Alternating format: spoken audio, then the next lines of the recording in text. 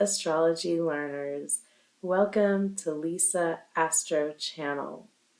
Today we will be discussing favorable planets and exalted and debilitated planets. First, I want to discuss what are the Benefic and Malefic planets.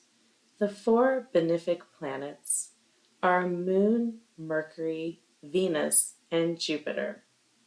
The five Malefic planets are Sun, Mars, Saturn, Rahu, and Ketu. Sun has some positive attributes, but is considered a mild malefic due to the heat it gives off. Next, how to know if you have a favorable planet placement. Many YouTubers talk about this, but they don't really explain what does it mean to have a favorable placement in your chart.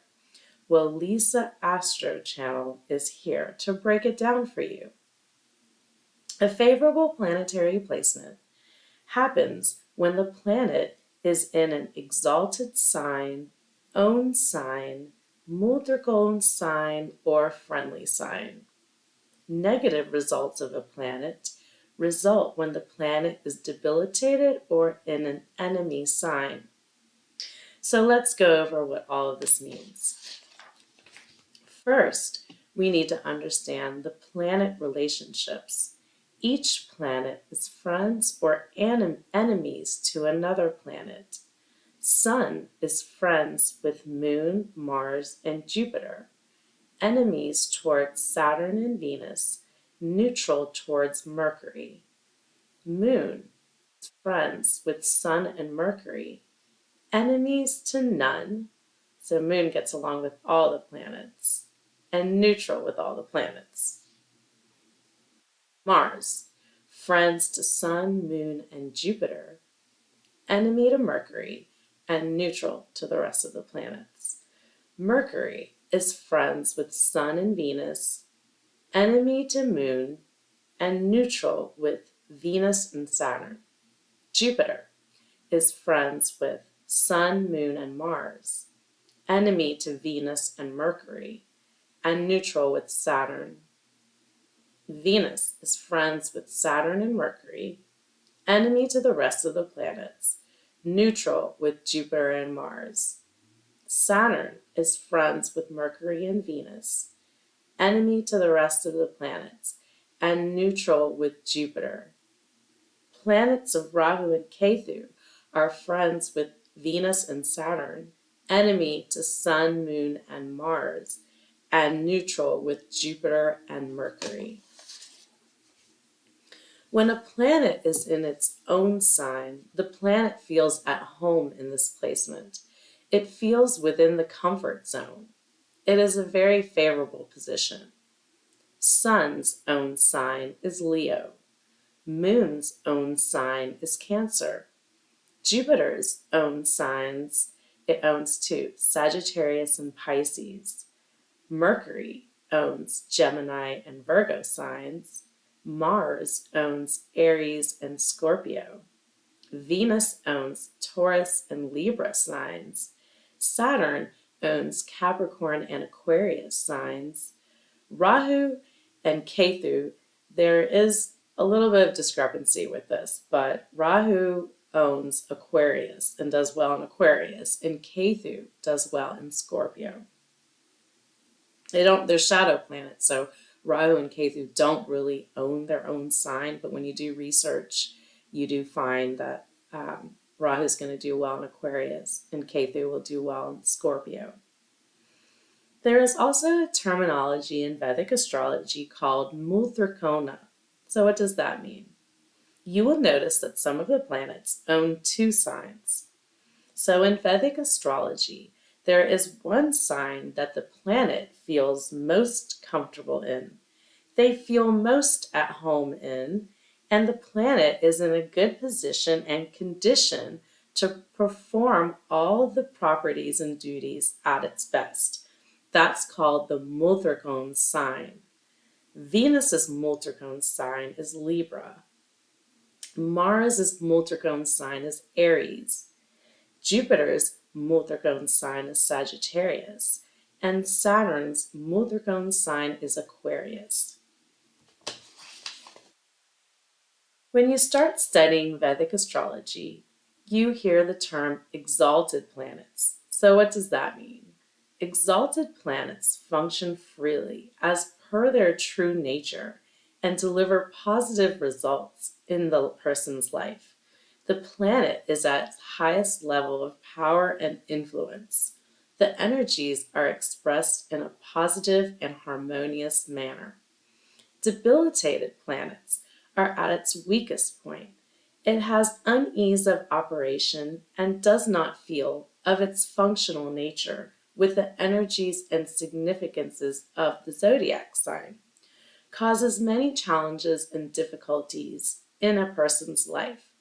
Now, I do want to go over that when you are looking into your own birth chart and you notice that you have a debilitated planet, I don't want you to think that this completely negatively impacts your entire birth chart, because that's not the case.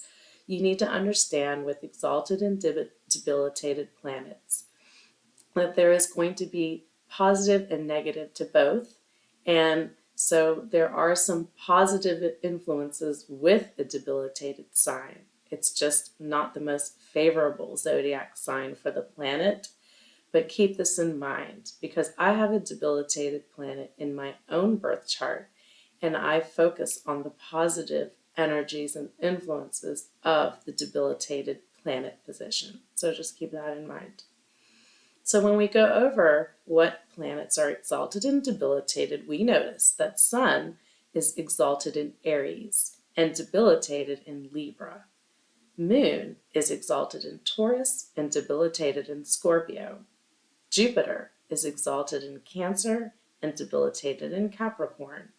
Mercury is exalted in Virgo and debilitated in Pisces. Mars is exalted in Capricorn and debilitated in Cancer. Venus is exalted in Pisces and debilitated in Virgo. Saturn is exalted in Libra and debilitated in Aries. Rahu and Ketu, again, there's discrepancy when you research what planets are the debilitated and exalted signs for these.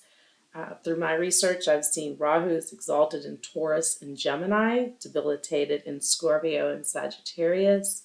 Ketu exalted in Scorpio and Sagittarius, and debilitated in Taurus and Gemini. And through my research in general, Rahu does well in earth and air signs, and Ketu does well in water signs.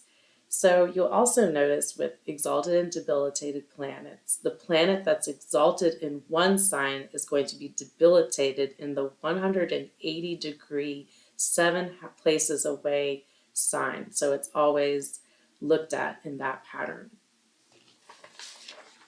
So when you're interpreting your own birth chart, you need to see which zodiac signs is ruling the planet, and are they friends or enemies, to determine if it is a favorable position. We also need to see what other planets are conjunct and how are the relationships. We will discuss conjunctions in a future video. We will also be looking at example birth charts and applying these terms that I just shared with you, so you can get a deeper understanding of how all of this works within a birth chart. So if things are starting to get confusing with all of this information that I have just introduced to you, please don't panic. I'm introducing the concepts to you, and you need to review the information. And I promise that as you practice more, you're going to be able to apply the knowledge we've learned, and it will start to make more sense, because I'm just covering the basic concepts right now, and we're not diving deeper, because that's the proper way to learn Vedic astrology. If you start to learn everything at once, it's just going to get confusing, and you will not have a successful learning of Vedic astrology. It's meant to be learned in a sequence, and each aspect and concept builds upon one another. So right now, I am just scratching the surface of the concepts. so that when you do start to look at your birth chart, you can identify what are favorable signs, what are positive placements of planets, do I have any exalted and debilitated planets in my chart, and do I have any planets in favorable signs or neutral signs?